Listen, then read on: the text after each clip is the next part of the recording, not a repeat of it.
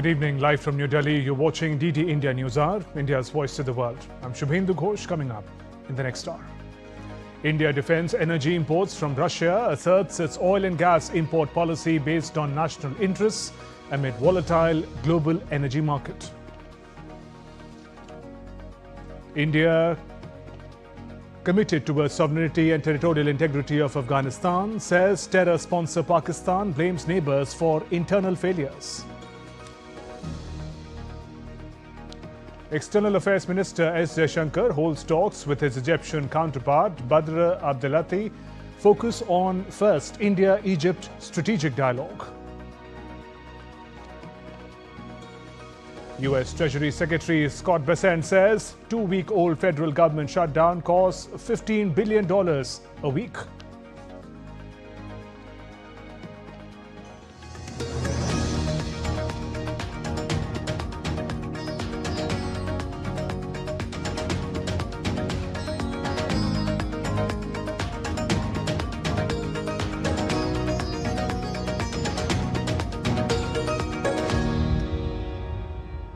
India's Ministry of External Affairs on Thursday asserted that its oil and gas import policy is based on consumer interests, national interest amid a volatile global energy market. Ministry of External Affairs statement came in response to comments on India's energy sourcing. Spokesperson of the ministry also said that he is not aware of any conversation between Prime Minister Modi and President Trump. Here's more. India is a significant importer of oil and gas, and its import policies are guided with the aim of safeguarding the interests of the Indian consumers. In response to comments on India's energy sourcing, the spokesperson of India's Ministry of External Affairs, Randeep Jaiswal, said that India is a significant importer of oil and gas. It has been our consistent priority to safeguard the interests of the Indian consumer in a volatile energy scenario. Our import policies are guided entirely by this objective. Ensuring stable energy prices and secured supplies have been the twin goals of our energy policy. This includes broad-basing our energy sourcing and diversifying as appropriate to meet market conditions. Where the US is concerned, we have for many years sought to expand our energy procurement. This has steadily progressed in the last decade. The current administration has shown interest in deepening energy cooperation with India. Discussions are ongoing. On US President Trump's statement of a purchase of Russian oil by India, the spokesperson of India's Ministry of External Affairs said that he is not aware of any conversation on Wednesday between Prime Minister Modi and President Trump. On the question of whether there was a conversation or a telephone call between Prime Minister Modi and President Trump, I am not aware of any conversation yesterday between the two leaders. India is a significant importer of oil and gas, and diversification is a key measure to ensure uninterrupted energy access during periods of global turbulence. Government has taken various measures to reduce the dependency on imported crude oil and to promote domestic production of oil and gas. Let's take a look at India's energy landscape.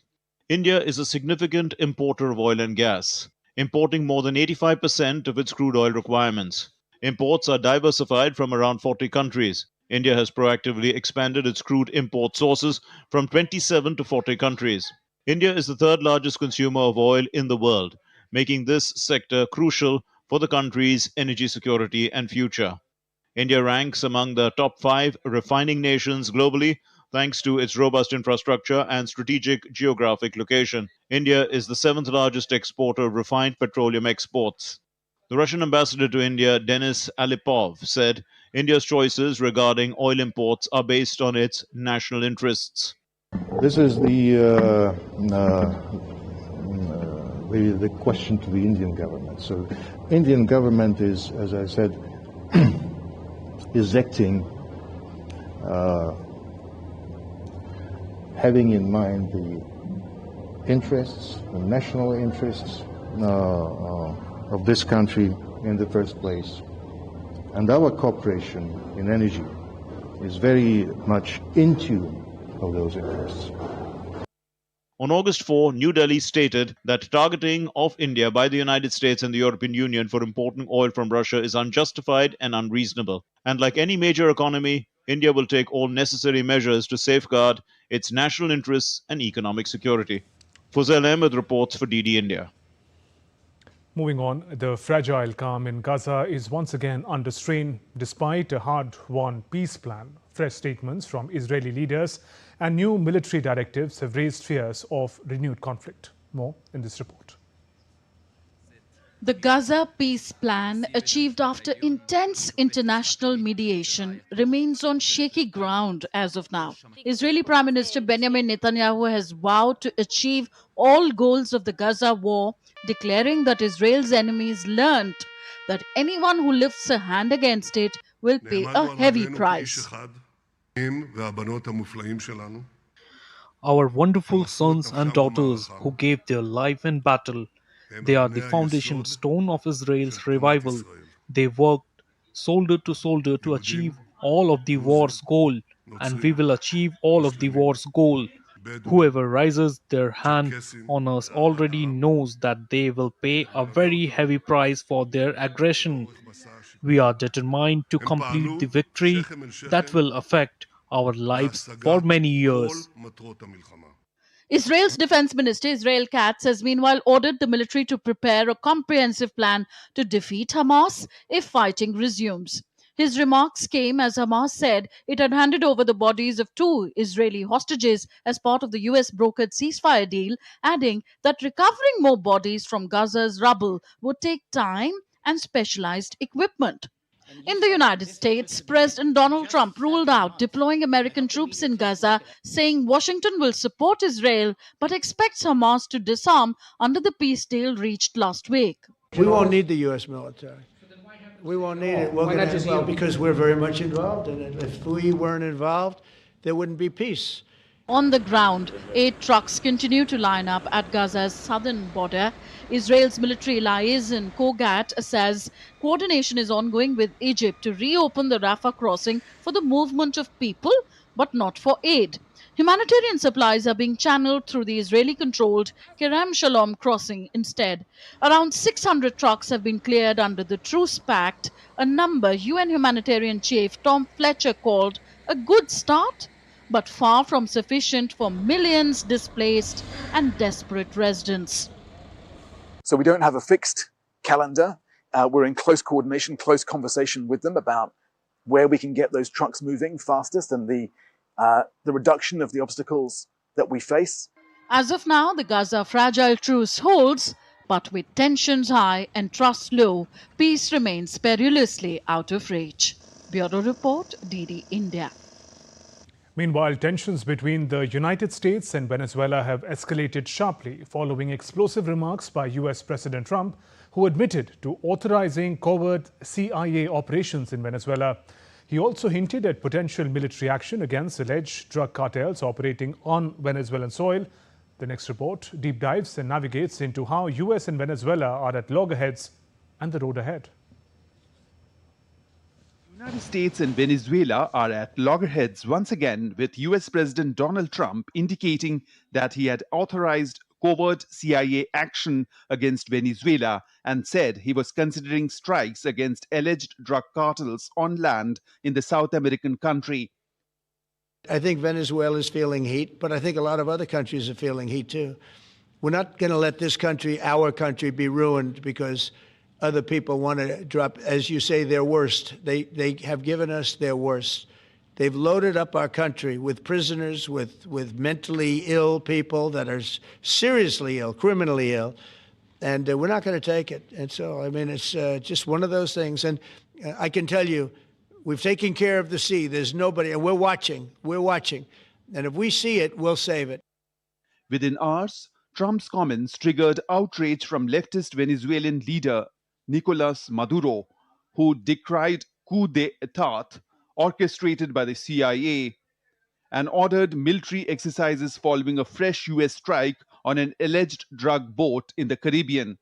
No al cambio de régimen. No to regime change. No to CIA orchestrate coups. This reminds us of the failed wars in Afghanistan, Iraq, and Libya. We say yes to peace, no to war. Tensions had already been soaring. At least 27 people have been killed in recent US attacks on boats in the Caribbean. Trinidad and Tobago, which is located off the coast of Venezuela, is investigating whether 2 of those killed were its citizens. Experts have questioned the legality of using lethal force in foreign or international waters against suspects who have not been intercepted or questioned. Maduro earlier ordered military exercises in the country's biggest shanty towns after the latest alleged drug boat strike on Tuesday, which Trump said had killed 6 narco-terrorists. At the United Nations, Venezuela, backed by Russia and China, accused the United States of preparing for military action. Tensions have steadily escalated. The US doubled its bounty on Maduro to $50 million, branded his alleged cartel a terrorist group, and deployed a nuclear submarine and warships to the Caribbean. With confirmed CIA involvement, the US Venezuela crisis may be reaching a dangerous new peak. Bureau Report, DD India. U.S. Treasury Secretary Scott Bessent has warned that two-week-old federal government shutdown is beginning to, he says, cut into the muscle of the American economy. Bessent initially estimated the shutdown could cost the U.S. up to $15 billion a day. The Treasury officials later clarified the correct figure is $15 billion a week, citing an analysis from White House Council of Economic Advisors. We call on the moderate Democrats in the Senate to be heroes. Be heroes. Break away from the hive of radicalism and do something for the American people, because we are starting to cut into muscle here. We believe that the shutdown may start costing the U.S. economy up to $15 billion a day, and this is a decision the Democrats are making. The U.S. Justice Department is reportedly preparing to seek an indictment against former National Security Advisor John Bolton on Thursday. According to sources, the move follows an FBI investigation that uncovered documents marked confidential in Bolton's Washington, D.C. office, referencing weapons of mass destruction as revealed in a recently unsealed court records. If the grand jury approves the indictment, it would be the third instance in recent weeks where Justice Department has brought criminal charges against a critic of current President Donald Trump. Bolton's attorney has previously maintained that his client did not engage in any wrongdoing. India's External Affairs Minister S. Jaishankar held talks with Egyptian Foreign Minister Dr. Badr Abdelati.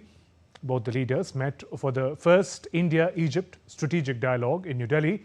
Delivering the opening remarks at the dialogue, Minister Dr. Jaishankar termed this meeting as a milestone in India-Egypt ties since the elevation of the relationship to a level of a strategic partnership in 2023. Cooperation in various domains has intensified. Our meeting for the first India-Egypt strategic dialogue is a milestone in our ties, and since the elevation of our relationship to a level of a strategic partnership in 2023, we can see that cooperation in various domains have intensified. Our deliberations today provide an opportunity to take stock and set direction to realize the visions of our leaders.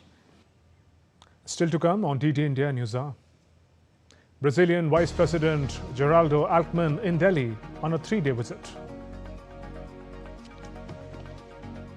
India calls for deeper cooperation to fight terror at NAM ministerial meeting in Kampala. And France government survives 2 no-confidence votes.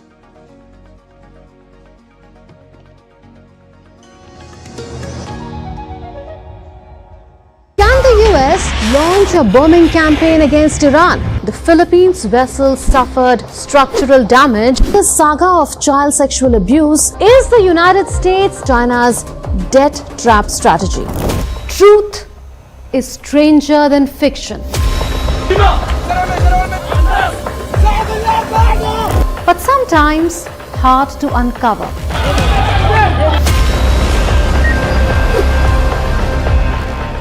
Trust us to tell the truth, unadulterated and pure, of every story that matters to you.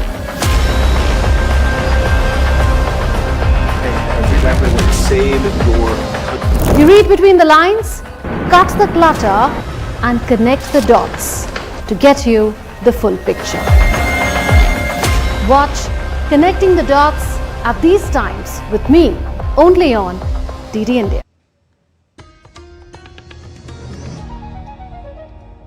Welcome back. You're watching DD India News Hour. I'm Shubhendu Ghosh. In a landmark visit to coastal state of Andhra Pradesh's Kurnool on Thursday, Prime Minister Modi laid the foundation stone and inaugurated a slew of development projects worth over 13,000 crore rupees.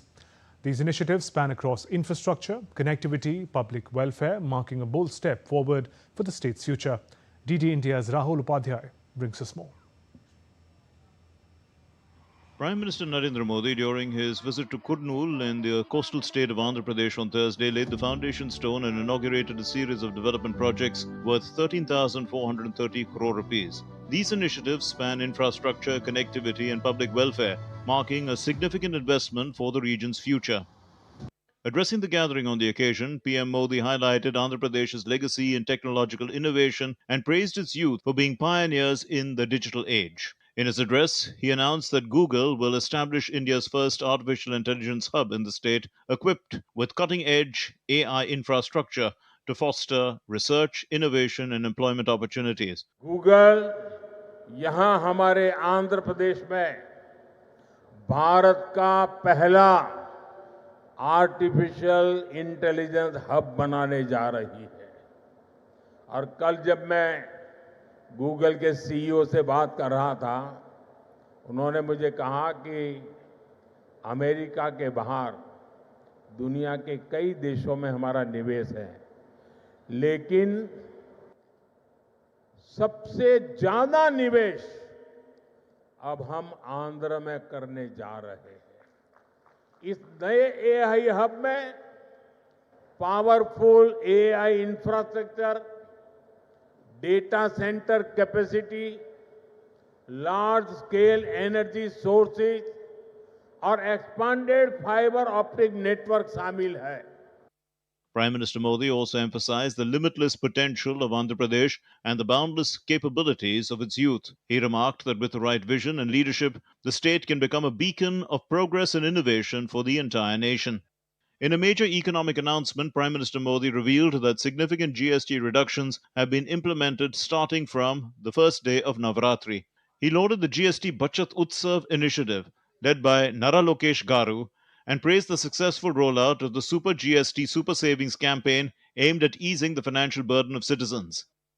साथियों, नवरात्रि के पहले दिन से GST में भी भारी कटौती की गई है।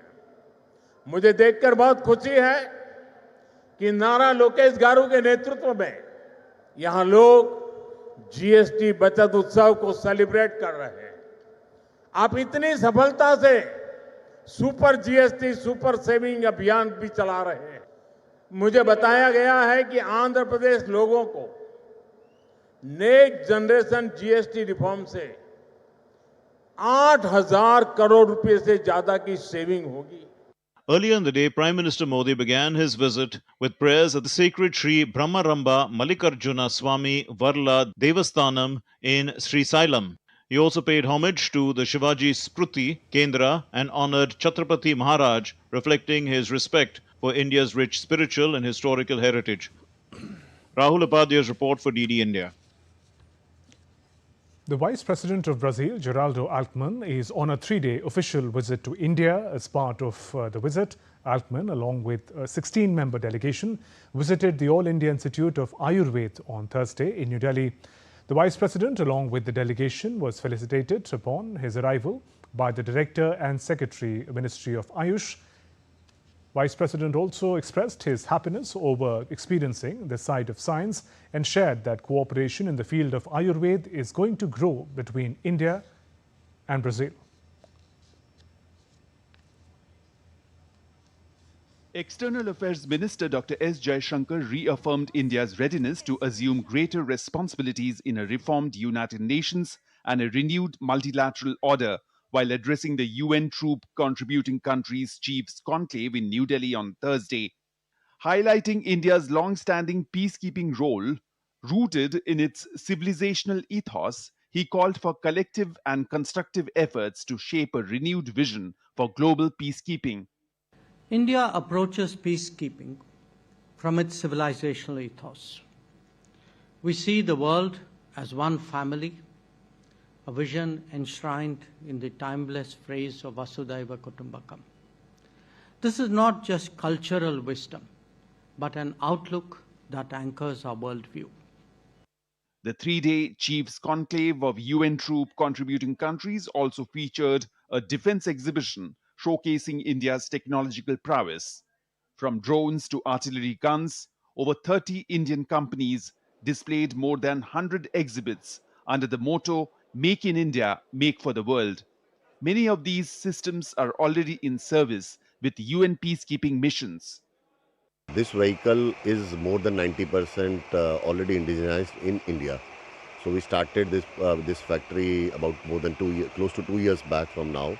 The first supply was to Indian Army, 96 vehicles, which have already been deployed across eastern, western and northern borders of India. Post that, we have supplied 24 units which have been deployed in United Nations. Indian companies are using AI for modern-day solutions. This includes remote-controlled vehicles that can be used in different terrains.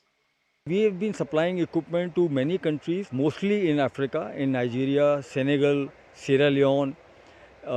We are in talks with Uganda and Tanzania also. Then we have supplied our vehicles in the southeast in Thailand and also in some of the Middle East countries in GCC and SAARC. So we have our presence there. The whole idea of this exhibition is to provide a foreign market for the Indian companies. There's a lot of defense equipment which we are able to now design, develop and manufacture indigenously. So the aim is to showcase that equipment because we can help many of the other countries which are contributing their troops in UN missions who can utilize our equipment. The exhibition also showcases India's growing strength in the defense sector and also highlights indigenous solutions for UN peacekeeping force.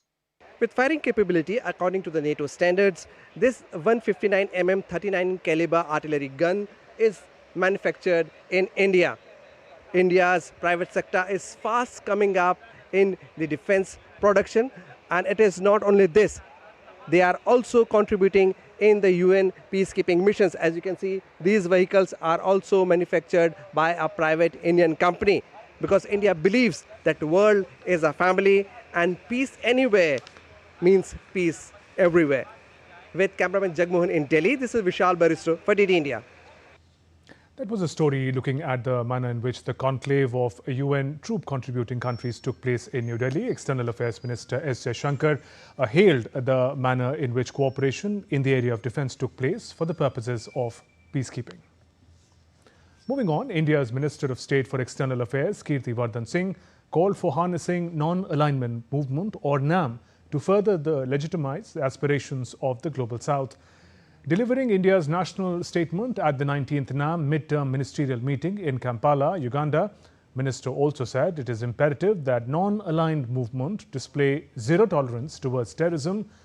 Minister also called for a reformed multilateralism for reflecting contemporary realities in global decision-making. Delivering India's statement, the minister said that we must repurpose NAM to find effective solutions that encourage collaboration. We must also share our experiences, strengthen and the achievements that makes us stronger. We must raise our voice for reformed multilateralism, including the UN Security Council and the international financial institutions, for reflecting contemporary realities in global decision-making. Climate change is a pressing concern for all of us, and we must work towards climate adaptation and mitigation through adequate, just and predictable financing. We must make technological innovations of digital public infrastructure and AI accessible and affordable to all for inclusive development.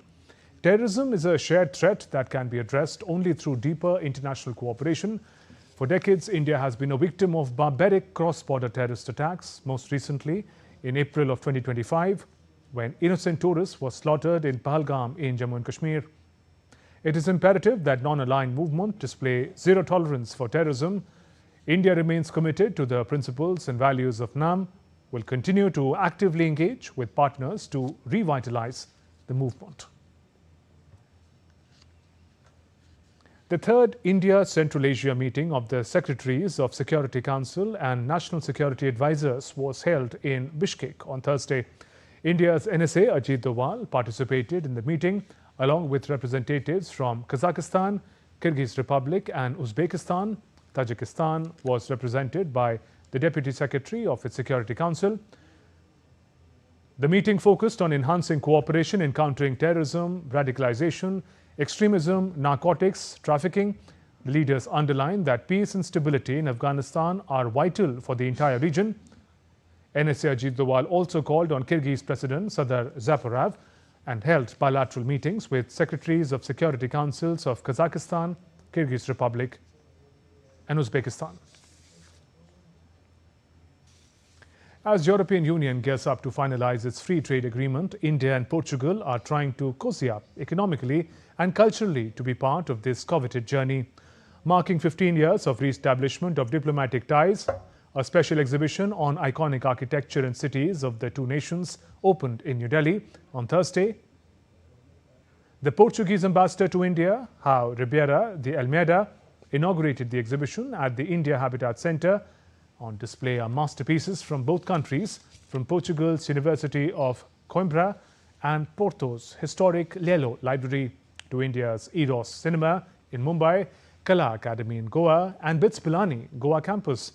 The works of celebrated architects including Charles Correa, Raj Raval, Hafiz contractor Rahul Mehrotra, Bimal Patel, Jimmy Mistry and Pritzker Prize winners Alvaro Cesar and Eduardo Soto de Mora are also part of the showcase.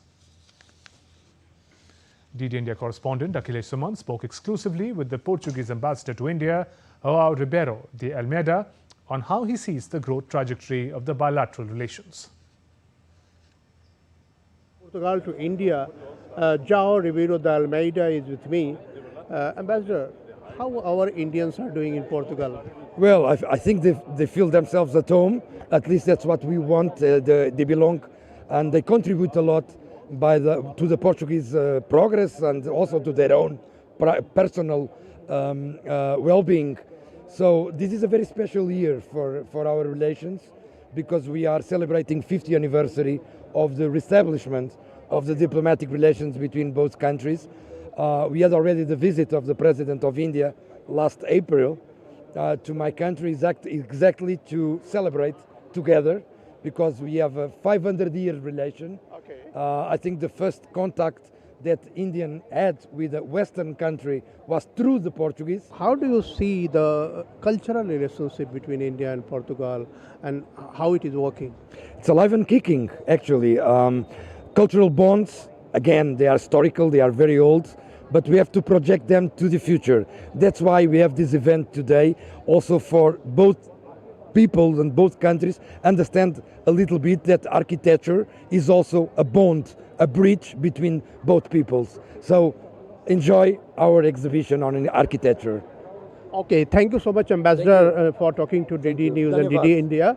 And here is an ambassador of Portugal who is telling that India and Portugal relations are not only culturally very viable and it is kicking, but also the trade relationship are going on very well. Akhilesh Suman with camera person Naveen in Delhi for DD News and DD India. India's Environment Minister Bhupendra Yadav is in Cape Town for the G20 Environment Climate Sustainability Ministerial Meeting. His visit included participation in the 10-year anniversary of the Paris Agreement hosted by France and visited Robben Island, a UNESCO World Heritage Site. Nazneen Ismail brings us the details from the mother city. For Environment, Forest and Climate Change, Bhupendra Yadav arrived in South Africa for the G20 Environment and Climate Sustainability meeting taking place in Cape Town. The meeting brings together global leaders to discuss taking stronger action against climate change. On the sidelines, Minister visited Robben Island, a place that once held Nelson Mandela and now stands as a symbol of freedom and resilience. The visit served as a reminder that climate justice too must be rooted in fairness and shared responsibility. He also visited the ISKCON temple in Cape Town, connecting with the local Indian community and reflecting on the spiritual values that underpin India's approach to sustainable living. Adding to the significance of the meeting, the 10-year anniversary of the Paris Agreement hosted by France also took place as a special side event. The gathering reflected on a decade of global climate commitment and reaffirmed the shared vision of keeping the planet's temperature goals on track. India's active participation underscores its continued leadership in balancing development and environmental responsibility. From the mother city, I'm Nazneen for DD India, South Africa, for those who keep the earth turning green. French Prime Minister Sébastien Lecornu weathered two no-confidence motions on Thursday, just days after appointing his new government and making a key political concession to stay in power. Prime Minister Sébastien Lecornu pledged to suspend a landmark reform of pension system that won him the support of some left-wing lawmakers. The first motion, filed by Hard Left, was backed by 271 members of the parliament. 289 votes were needed for the motion to pass. Meanwhile, French Prime Minister also survived second vote of no confidence in the National Assembly. The motion filed by far-right National Rally was backed by 144 members of the parliament. 289 votes were needed for the motions to pass. Still to come on DD India News Hour.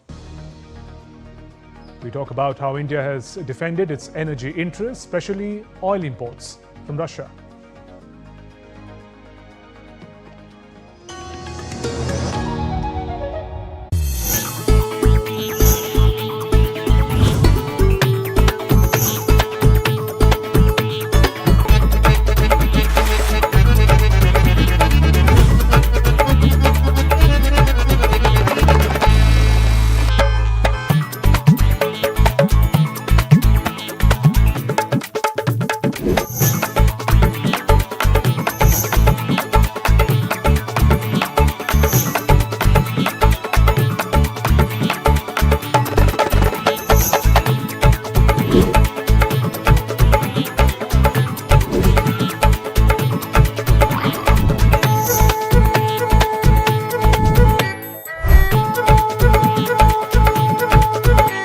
Welcome to Jaipur.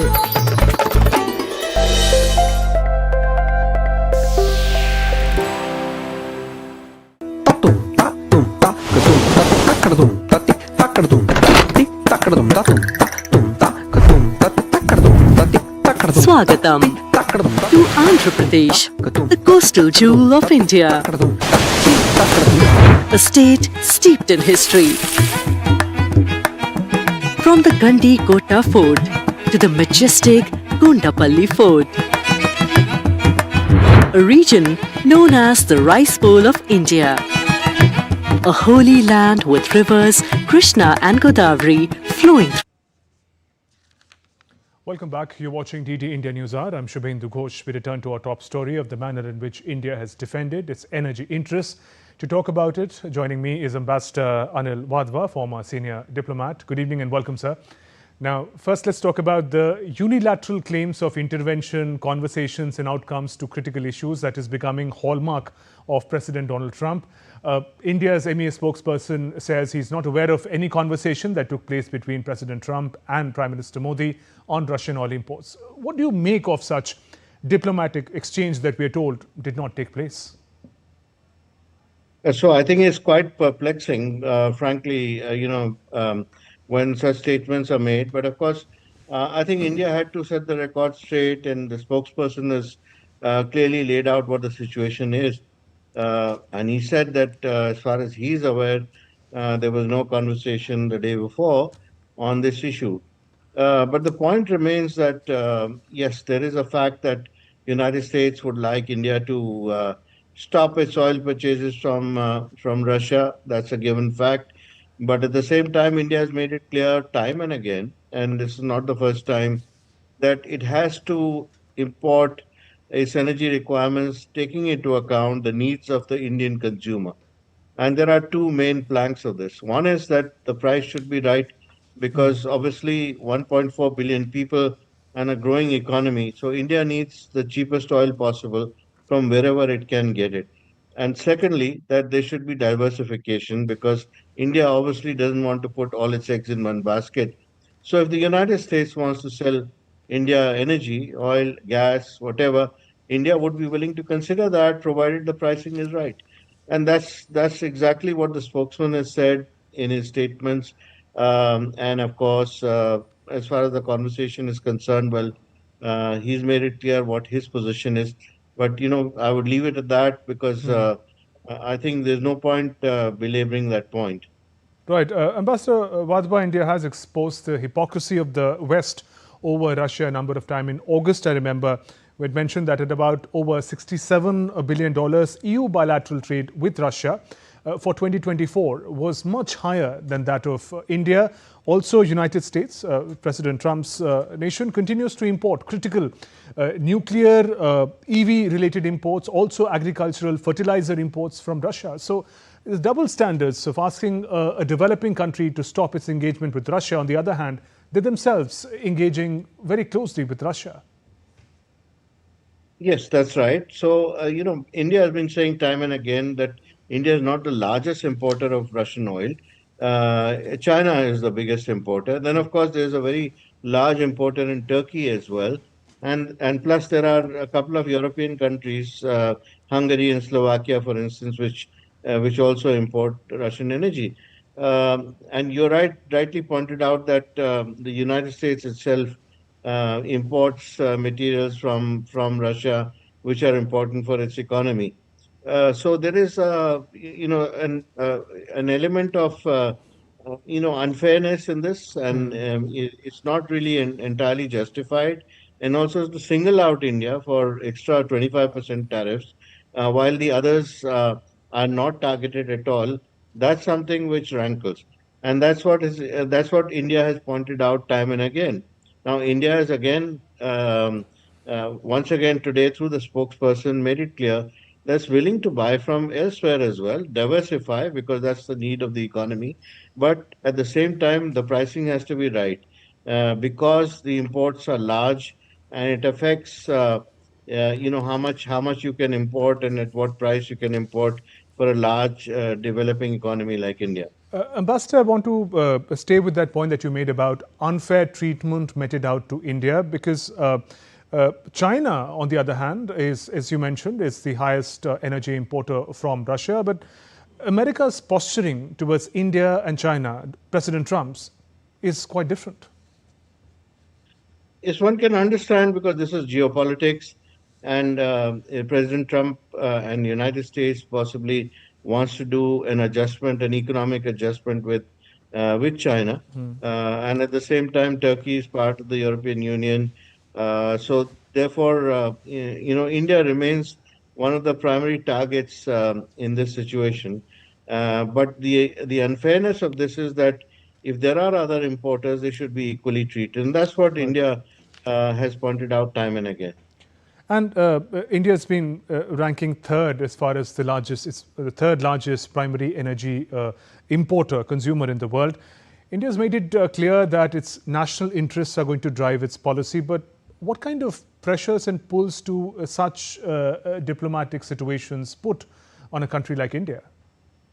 Look, we must take into account the fact that we are negotiating a BTA with the United States, and there is already a 25% tariff on Indian goods, besides the 25% extra tariffs which has been imposed on India because of oil imports from Russia.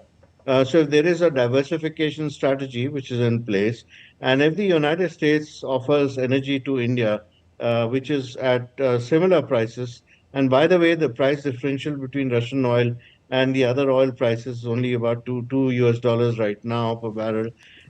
So that means that if the prices are similar and they are comparable, then India will consider buying from elsewhere as well at the same time.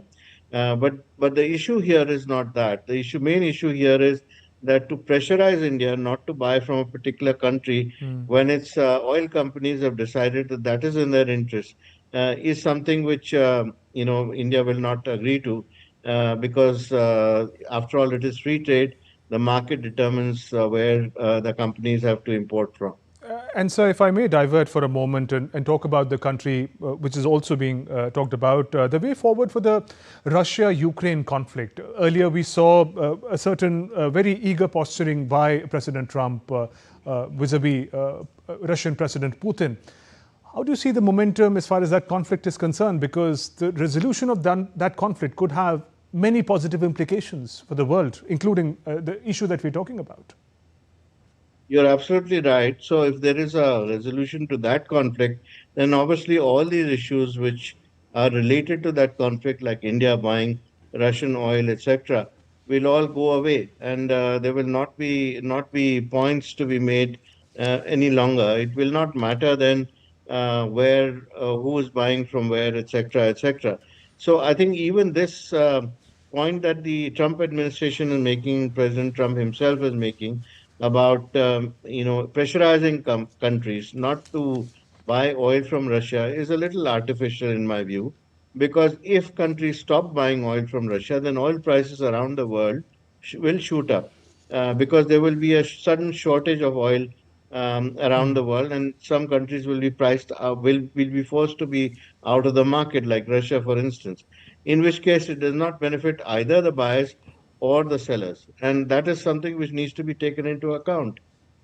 Right, and Ambassador Wadhwa, finally, both Prime Minister Modi and President Donald Trump personally shared a great bonhomie. Could this personal rapport play a role in steering India and US off this diplomatic quagmire that it is going through?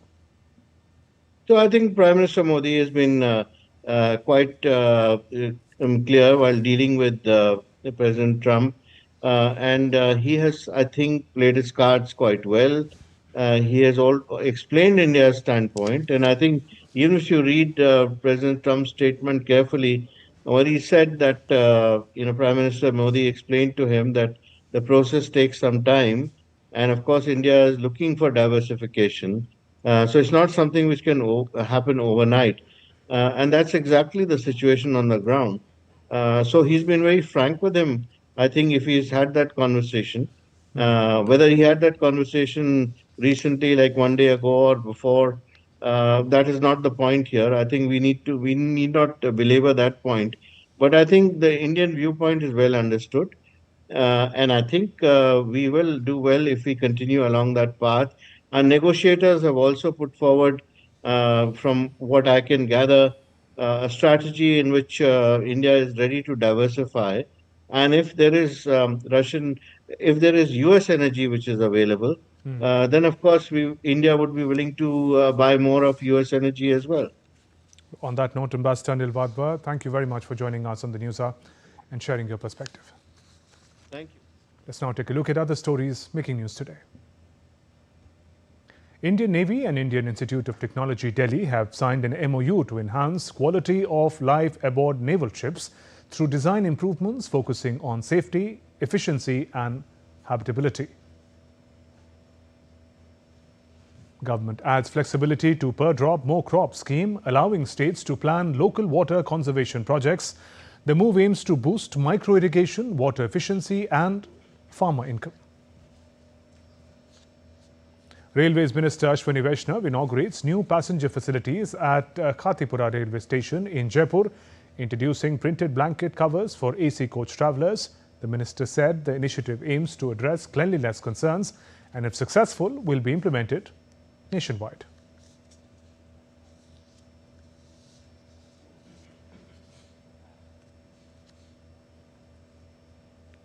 Still to come on DD India News Hour.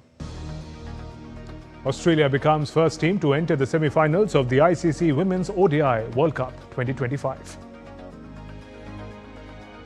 India's Abhishek Sharma and Smriti Mandhana win ICC Player of the Month for September 2025.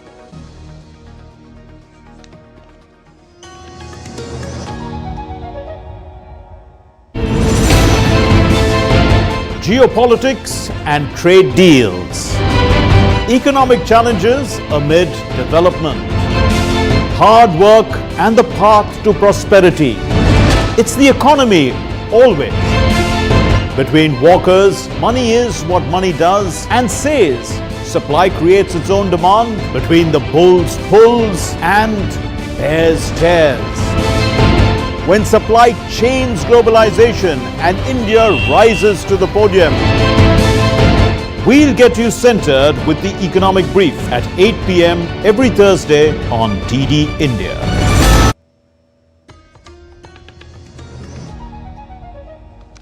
Welcome back. You're watching DD India News Hour. I'm Shubhendu Ghosh. Defence Minister Rajnath Singh on Thursday inaugurated the Mini Smart Township project for Hindustan Aeronautics Limited in Nashik, Maharashtra.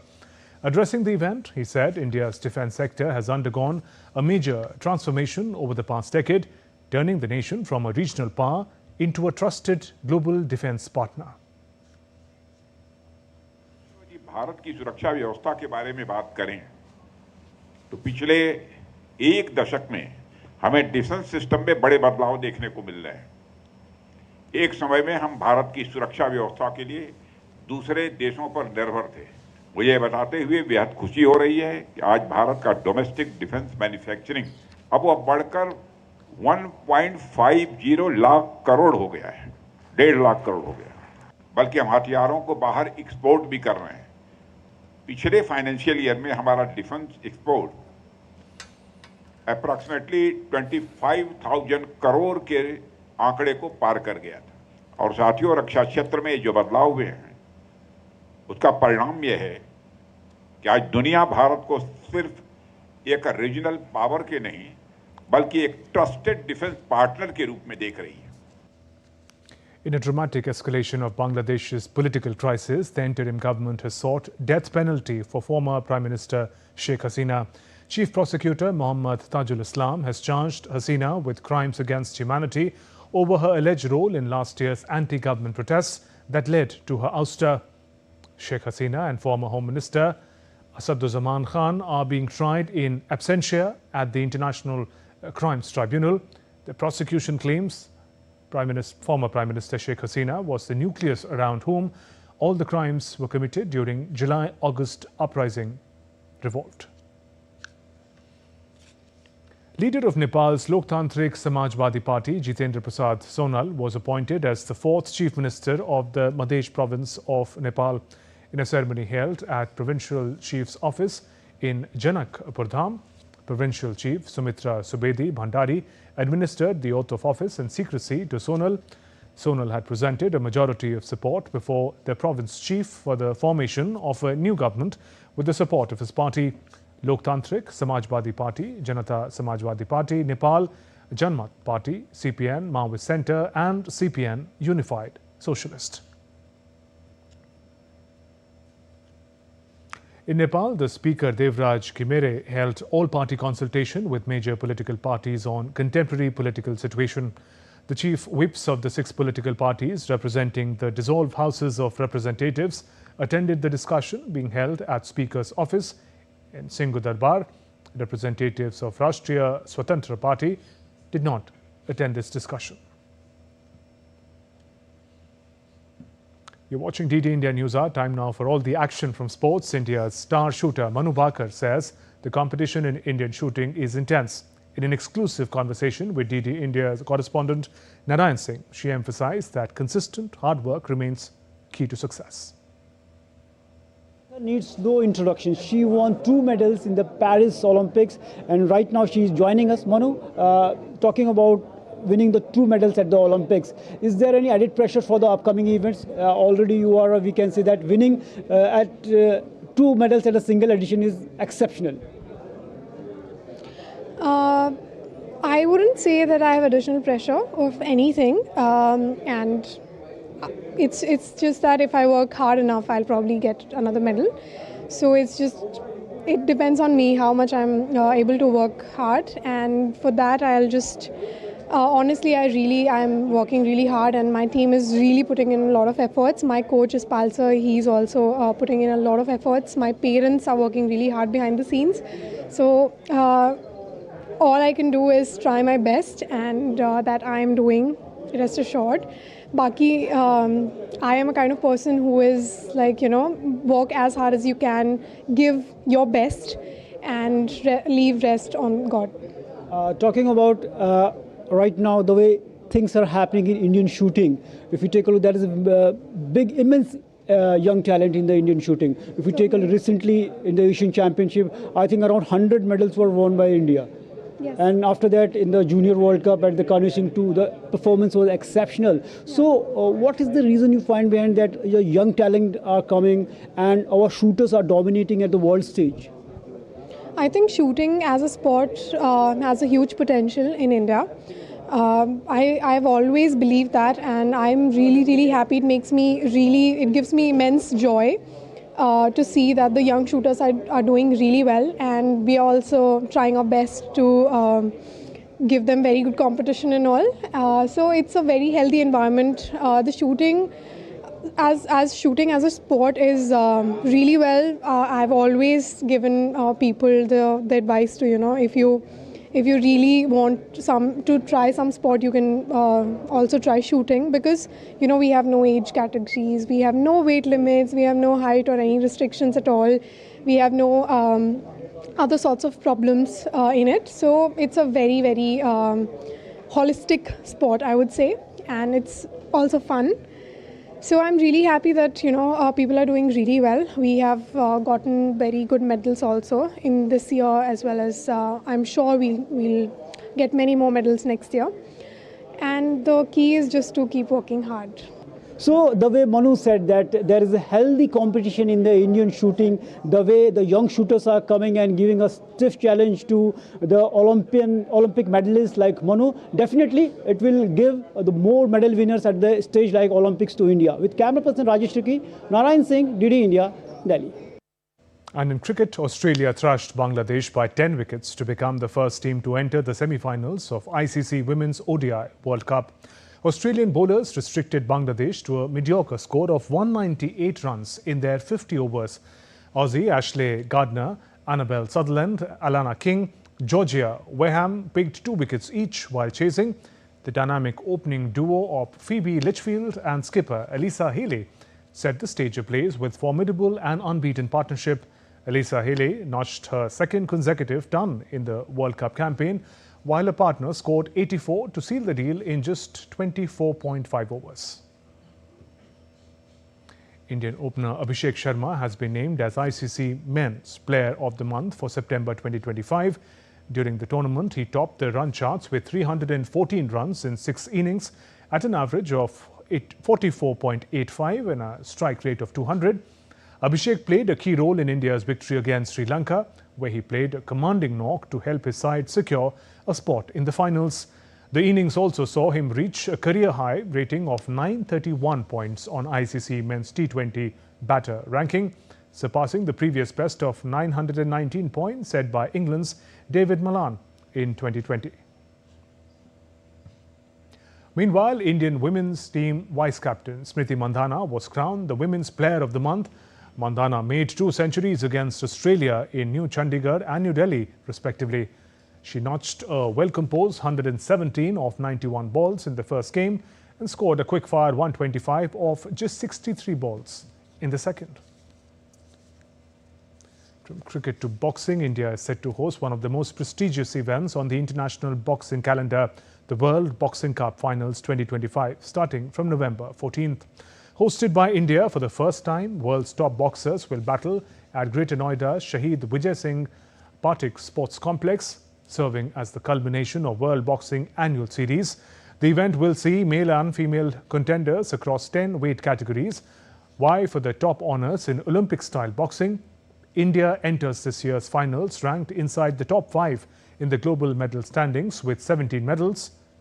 For India, hosting the finals for the first time marks a significant step in its emergence as a global boxing hub. And world number 2 Yannick Sinner is unlikely to take part in the Davis Cup quarterfinals, in which Italy will defend their title on home turf. Yannick Sinner was forced to retire from the Shanghai Masters in the 3rd round last week due to cramp in his right thigh.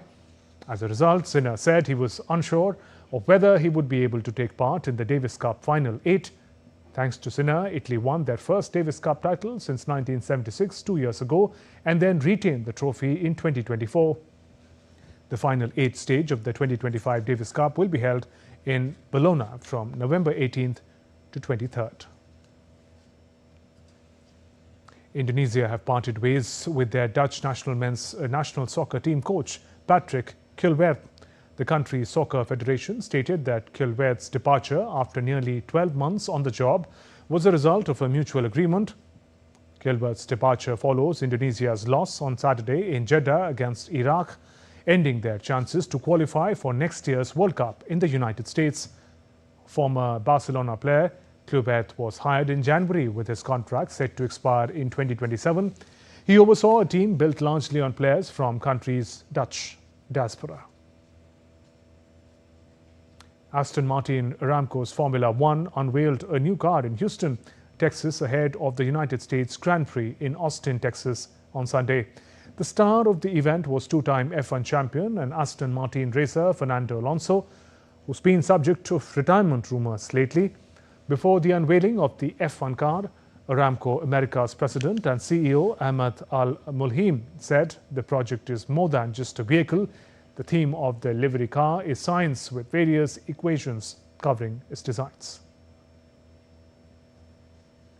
We celebrate another milestone, the unveiling of the new Aston Martin Aramco Formula One car livery right here at the EAM, ahead of Austin Grand Prix.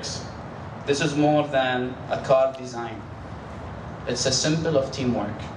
Today, we celebrate another milestone, the unveiling of the new Aston Martin Aramco Formula One car livery right here at the EAM, ahead of Austin Grand Prix.